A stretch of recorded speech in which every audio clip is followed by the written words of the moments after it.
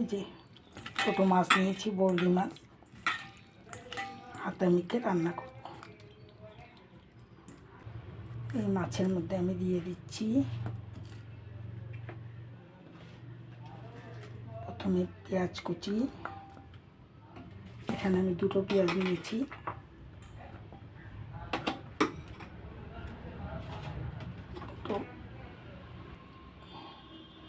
দুটো মাঝারি সাইজের আলু আমি ছোট ছোট করে কেটে নিয়েছি। 3টে কাঁচা লঙ্কা আমি টুকরো করে নিয়েছি। 2টো টমেটো আমি টুকরো করে নিয়েছি।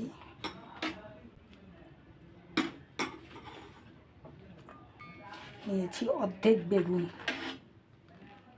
দিয়ে দিলাম। আর কয়েক কোয়া রসুন। এখানে আমি হলুদ আর লবণ নিয়ে নিয়েছি, আর এখানে কোনো মশলা অ্যাড করব না। আর দিয়ে দিব সরষের তেল। এখন আমি ভালোভাবে মেখে নিব।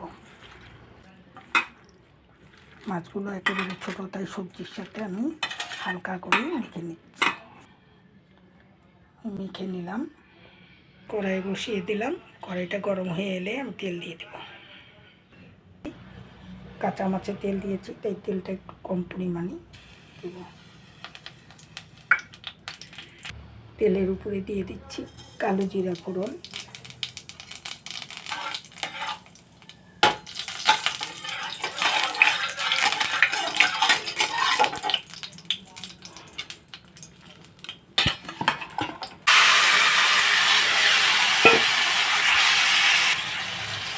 সামান্য জলও দিই।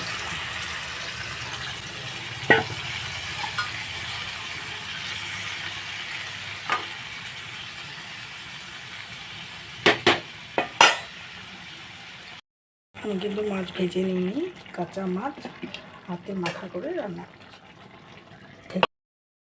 7-8 মিনিট পর ঢাকনা খুলে দিলাম। অনেকটা জল বেরিয়েছে। একটু নাড়াচাড়া করে আবারও ঢেকে দিচ্ছি। বন্ধুরা, এই রান্নাটা যদি তোমাদের একটু হলেও ভালো লেগে থাকে, একটা লাইক দিয়ে সকলেই দেখো।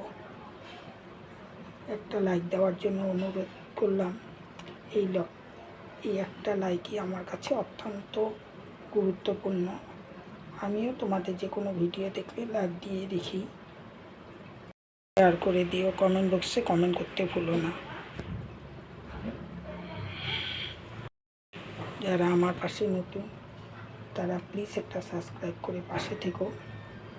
বেল আইকনটাকে প্রেস করে রেখো, রান্নার ভিডিও বা যে কোনো ভিডিওর নোটিফিকেশন সবার আগে তোমাদের কাছে পৌঁছয়।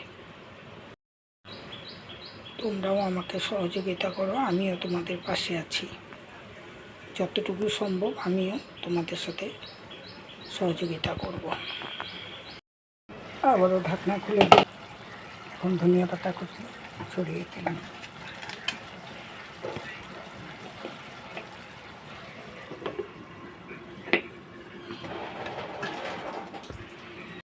ঢাকনা খুলে দিলাম।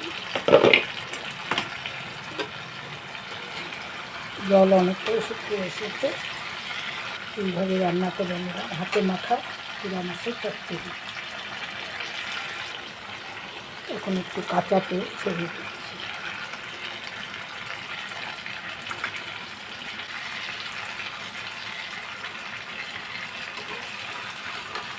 মাছ কিন্তু ভাঙি না, মাছগুলো আস্তে আস্তে রয়েছে। তাহলে আজ এই পর্যন্ত, সকলের সুস্থ কামনা করে আজ রাখছি। আবার নতুন রেসিপি নিয়ে তোমাদের সাথে দেখা হবে।